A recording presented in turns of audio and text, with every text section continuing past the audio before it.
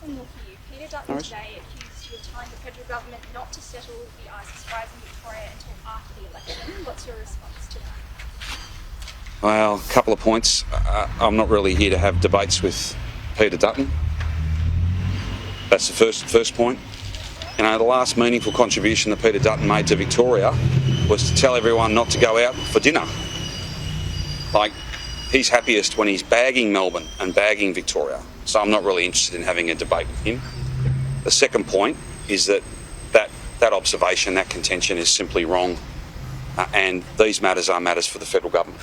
And if you want clarification on what their plans are, to the extent that they have plans, you should speak to them.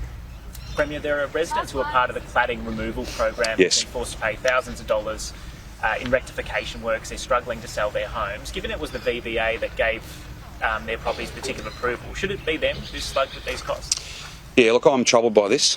I saw the reports today. I haven't got a full briefing on it, but I'm going to get one, Santo. There is a complexity here, and I would go into more detail, except I am briefed to this extent that the VBA are having a look at the surveyor who signed off on those works.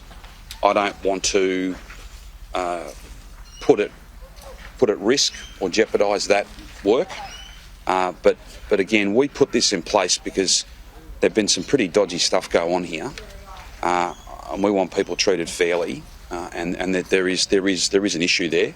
But in the first instance, my advice just this morning when I saw the coverage, the VBA are, I'll be careful with my language, they are at least concerned and are looking at the work that the surveyor did to sign off on those works, and that certification was then withdrawn, which I think is the centrepiece of this whole dispute or whole issue. So I'm happy to come back to you on any further support that we can provide, but there's been a big program and we've worked very hard to try and deal with this problem, and I think even the sort of breadth of the program, there's been other countries that have copied what we've done. I know that Richard, this has been a real passion project for him, and he's worked very hard to deliver it. I know that London, after terrible tragedy there, looked to what we did, and I think are copying many of the different elements that we've put in place. But if I can get you any more information, I will. Do you have any information on residents being gagged by the government, prevented from speaking to the media, and why? No, I don't. A number of them have told us that they've been told by the government not to speak if they wanted to get their cladding removed.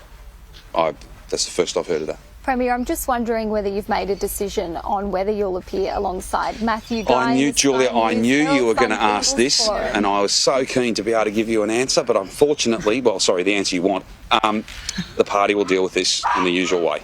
Surely you're not frightened to debate Matthew Guy? I don't know that anybody suggested that. I certainly haven't suggested that. I hope nothing I've done would give anybody the impression that was the case, because it most certainly isn't.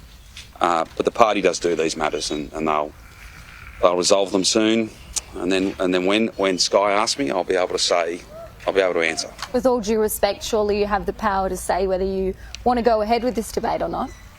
Well, there are processes, and they unfold in the usual way. And parties are talking, and they'll continue to talk, and there'll be a resolution, and then I'll be able to answer you.